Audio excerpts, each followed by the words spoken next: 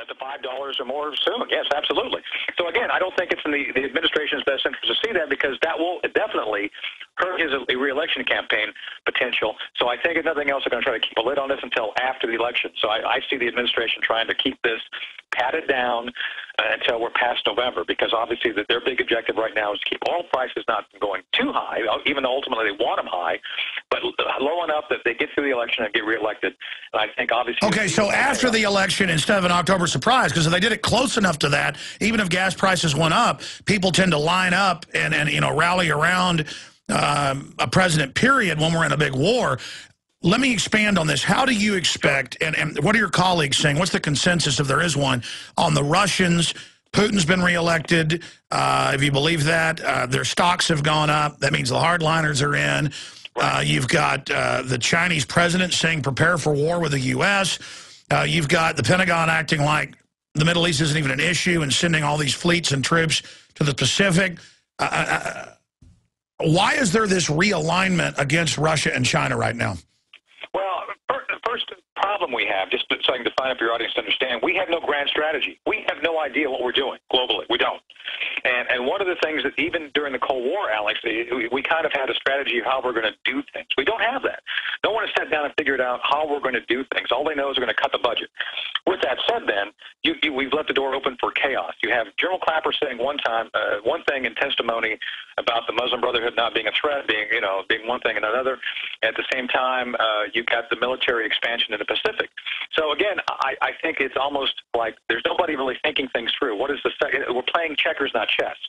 So what we need to do now as a country is really force the administration, whoever's in power, try to figure out what are we actually trying to do with our multi-billion-dollar military. Well, that's my next question. That's what I see, is you've got all these special interests who all want different things. Right. And so it's like America's become this robot that's getting all these different orders and smoke's coming out of its ears. And so even though we've had a corrupt elite and problems in this country before, now I'm really starting to agree with you. And I didn't think this just a few years ago. I don't think the elites can get their act together, as bad as they are. It's crazy. They've got all these weapons, all these systems. They've got level 4 bioweapons development. They're putting in level 2 facilities. I mean, they're crazy. They don't know what they're doing. Congress is insider trading, mistresses partying. We've had corrupt elites, but at least they were professional in the past. I think we are getting a bunch of moron, power-tripping, hubris-filled playboys, and that spells disaster. I mean, that spells war. That's because, man, I just have a bad feeling. I mean, I integrate all the info together, and my gut tells me we are cruising towards calamity. I agree with you, and I think that's the problem here, Alex. We got to get our act together, because you have, like you said, you have huge economic interest in the Pentagon. One of the reasons we're bogged down in Afghanistan is we know the issue is Pakistan. We know that. One of the reasons we're bogged down is because you have something called, my friend, you probably know him, Jerry Doyle, calls it combat to commerce. You have people with huge investments in defense spending. And that's one of the reasons the super committee failed. Let's look back at the super committee. Pat Toomey from Pennsylvania and Patty Murray from Washington State both have Boeing in their districts. Do you really believe that congressmen and women are going to cut the budgets that would hurt their own constituents? There's no way. So we've allowed the system to create itself in such a way that people cover their constituents by ensuring this huge spending goes on without a real focus or purpose within the context of the spending, and we've got to get a handle on it. Wow. What does your gut tell you right now? I mean, not making predictions, but right now, the current course we're on, 60-40, 60 for an Iran attack in the next year? Or is it 60% not a war, 40%? I mean, what's your gut? I do believe, based on everything I'm hearing and what I believe, there's a better than even chance that there will be an attack before the fall. I think it would be towards the fall, and it'll be one of those things that I think there'll be clear indications it's coming, despite the Israelis trying to hide it. I think that this is patted down probably through the summer, and something will happen this fall. Like you point out, either everybody will rally around the president because we have to fall in with the Israelis, or the gas prices will drive them out of office. It could go either way, and I think that's one of the calculations the White House will continue to try to ascertain within polling. And again, I believe the president's speech yesterday at the APAC organization was purely political. Had nothing to do with the national security realities. If he really was focused on diplomacy, Alex, he should have done that 3 years ago. Instead, now we're behind the power curve, and I think it's all about political equations designed to get him through and get him reelected in November, one way or another. So, what do you think about admitted George Soros-type State Department programs to destabilize and mess around inside Russia? I mean, I don't think they're going to be successful doing that. I think they're going to completely get Russia to unify its elite in an anti-Western stance that'll probably cause more trouble down the road. I agree with you. I mean, the Russians have their own interests. The Russians, there's an old saying back in the Cold War, the Russians used to say, what's ours is ours and what's yours is negotiable.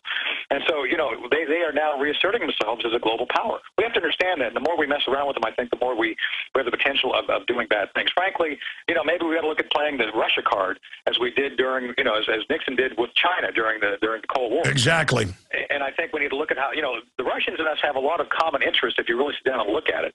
So I think we ought to be looking at how we can align interests together to do things, to be maybe a global ally rather than. Can you imagine if the U.S. started becoming a partner and trading with Russia? It would be great for both economies. But again, special interests don't want that. I mean, that's what Ron Paul. People say, well, Ron Paul, he wants to be with the Muslim extremists. No, he understands this empire is on its last legs.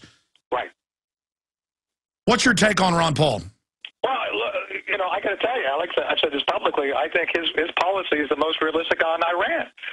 The more we pick them, the more we poke them, the more the people will be apt to unify around the current government. We really don't want that. So I think we need to be very careful to say, look, we are against your government developing and having nuclear weapons which could be used for purposes of creating war. At the same time, we're not against the Iranian people. So it's a tough thing to do, but we got to do that. And I think Ron Paul is right in that we need to look at how we can reach out and negotiate and be involved in trade with powers, and at the same time limit our focus of using force. I think we're too apt to use force, like we did in Libya, and take a step back and figure out what is really in our interest to do. So I'm hoping that the other candidates will start listening to Paul and some of his common sense. At the same time, I think he wants to pull back too much. I think we need to maintain order. We are the big dog on the block, so to speak. I think it is our responsibility to maintain lines of communication, lines of commerce, because it is in the best interest of the world to keep that lifeblood flowing. And if we don't do it, we allow it to fall to someone else, I don't think they will be all as kind as we are. So, well, I just think the special interests running this country have proven that they just run off to their armored, Swiss redoubts after they suck countries dry. And what do they think they're going to do after they've imploded the U.S.? I mean, they're going to bring the whole world into chaos, and it's time for the elite to realize how much danger they've put everybody, including themselves. Colonel Schaefer, a best-selling author of Operation Dark Heart, of course, OperationDarkHeart.com. Thank you so much for spending time with us. Look forward to talking to you in the near future. Thank you, Aisha. Thanks for having me. Great to be on. You bet. Great to have you. All right, there goes Lieutenant Colonel Anthony Schaefer. Really intelligent, informed guy on a wide spectrum of issues. What's up with these sorry politicians? Lots of bark. When it's showtime, whimpering like little shih tzus. You want big cuts. Ron Paul's been screaming it for years. Budget crisis? No problem. Got $1 trillion year one. That's trillion with a T. Department of Education? Gone. Interior, Energy, HUD, Commerce? Gone. Later, bureaucrats. That's how Ron Paul rolls. Want to drain the swamp? Ron Paul. Do it. I'm Ron Paul, and I approve this message.